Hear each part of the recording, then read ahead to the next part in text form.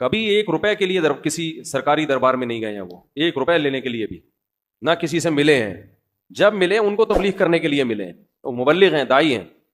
اور یہ جتنے لوگ اعتراض کر رہے ہوتے ہیں نا، خود ان کا ذرا سا بھی کام ہونا تو پھر دیکھو یہ کیسے درباری بنتے ہیں. یہ تو جس کو باپ سے دولت ملی ہے اس کو بھی چین سے نہیں جینے دیتے. باقی کوئی اعتراض ہے کرو. ہاں کچھ یہ ضرور ہے کہ ایسے مشہور لوگوں کو بعض دفعہ کچھ دائیں بائیں لوگ کیش کرا رہے ہوتے ہیں. دائیں بائیں کچھ لوگ ایسے ہوتے ہیں جو ان کے نام کو استعمال کر رہے ہوتے ہیں. تو وہ ٹھیک کا مطلب یہ نہیں کہ ان کے دائیں بائیں کوئی بھی ہوگا وہ بھی 100% ٹھیک ہی ہوگا. بہت ہم نے بھی اپنے ساتھ دیکھا ہے. ہم تو اتنے بڑے آدمی ہیں نہیں، لیکن ہمارے نام کے منجن لوگ بیچ رہے ہوتے ہیں. ہمارے نام پہ کیا کیا 2 نمبریاں ہو رہی ہوتی ہیں. لیکن مولانا کو ہم ذاتی طور پہ جانتے ہیں، سخاوت کا دریا ہے، غریبوں کے لیے، مساکین کے لیے. اخلاق ان کے دیکھو یار، اتنا حوصلہ، اتنی برداشت میرے اندر تو نہیں ہے، صحیح بتا دو. عبادت گزار ہیں، تہجد گزار ہیں تو، لیکن طنز دیکھو، طنز دیکھو. ہر دوسرا آدمی مالداروں سے ملتے ہیں، غریبوں سے نہیں ملتے. تم نے ملتے ہوئے دیکھا ہے ان کو؟ غریبوں سے ملتے ہیں کہ نہیں ملتے؟ ان کی ویڈیوز آ جاتی ہیں جب دولت مندوں سے مل رہے ہوتے ہیں. ٹماٹر والے سے ملتے ہیں تو کوئی ویڈیو نہیں بنا رہا ہوتا، کیونکہ پروگراموں میں ویڈیوز بنتی ہے نا، ہر جگہ تھوڑی ویڈیو بنتی ہے. ہیجڑوں پہ محنت کریں تو یہ ان کا حوصلہ ہے، کہتے ہیں دیکھو ہیجڑوں کے پیچھے پڑے ہوئے ہیں. یار تم جاؤ 2-4 منٹ کسی ہیجڑے کے ساتھ بیٹھ کے تبلیغ کرو، اس کو تمہیں اندازہ ہو جائے گا. تو بس کر دو منفی باتیں پھیلانا، بس کر دو. اور پتہ ہے یہ منفیت بار بار، وہ بھی برا، وہ بھی برا، وہ بھی برا، وہ بھی ایسا، سب خراب ہیں، یہ صحیح ہیں 4-6 آدمی بس دنیا میں جو کمنٹس کر رہے ہوتے ہیں نیچے. منفی سوچتے رہنے سے نا انسان ڈپریشن کا ڈبہ بنتا ہے اور تھوڑے دنوں میں اپنی موت خود ہی مر جاتا ہے. مثبت سوچنا سیکھو، پازیٹیو سوچنا سیکھو. سمجھتے ہو؟ وہ انٹرویو لیا نا ان سے پوڈ کاسٹ میں کہ آپ تو سادگی کی تعلیم دیتے ہیں اور خود آپ گاڑیوں میں گھومتے ہیں. تو سلیمان علیہ السلام سادگی کی تعلیم دیتے تھے کہ نہیں دیتے تھے، جن کا ہم واقعہ سن رہے ہیں؟ اور ایسا عرش رکھا ہوا تھا، آگے آ رہا ہے، ایسا تخت، لگژری تخت تھا کہ آپ کی سوچ جہاں ختم ہوتی ہے وہاں سے سلیمان علیہ السلام کا تخت شروع ہوتا ہے. تو دولت رکھنا سادگی کے خلاف نہیں ہے. سمجھتے ہو کہ نہیں سمجھتے؟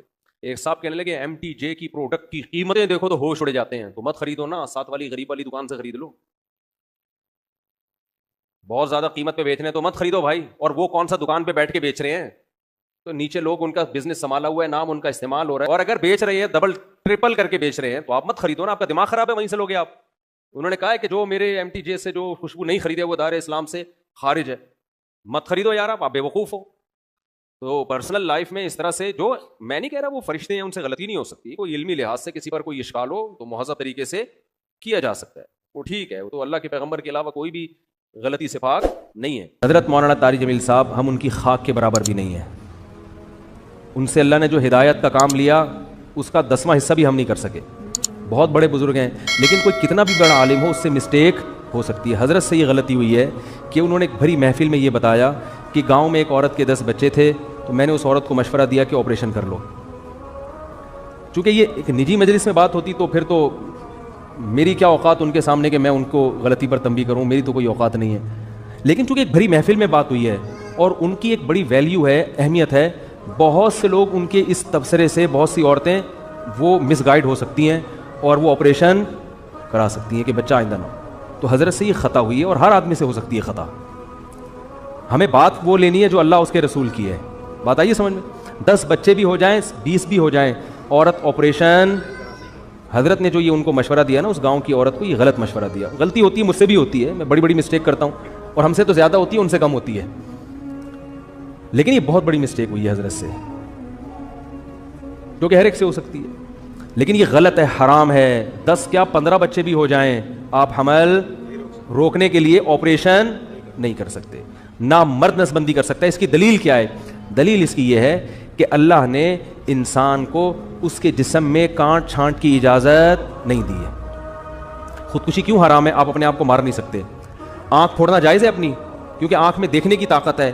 آپ کو یہ اجازت نہیں ہے کہ آپ اپنی آنکھ سے دیکھنے کی طاقت ختم کر دیں. کانوں میں اللہ نے سننے کی طاقت رکھی، آپ کان کی خودکشی نہیں کرا سکتے. یعنی جیسے اپنے آپ کو نہیں مار سکتے تو کسی عضو کو بھی نہیں مار سکتے آپ. بات آ رہی ہے سمجھ میں؟ تو اسی طرح یاد رکھو، عورت میں جو اللہ نے قوت تولید رکھی ہے، کوئی ایسا طریقہ اختیار کرنا کہ یہ سرے سے قوت ہی ختم ہو جائے، تو عورت نے اپنے اس عضو کو ناکارہ بنا دیا. تو جیسے آنکھ کو اندھا بننا جائز نہیں آپ کے لیے، ناک کاٹنا، کان کاٹنا جائز نہیں، تو اسی طرح عورت کے لیے قوت تولید ختم کرنا حرام ہے، کیونکہ یہ قرآن کے بالکل خلاف ہے.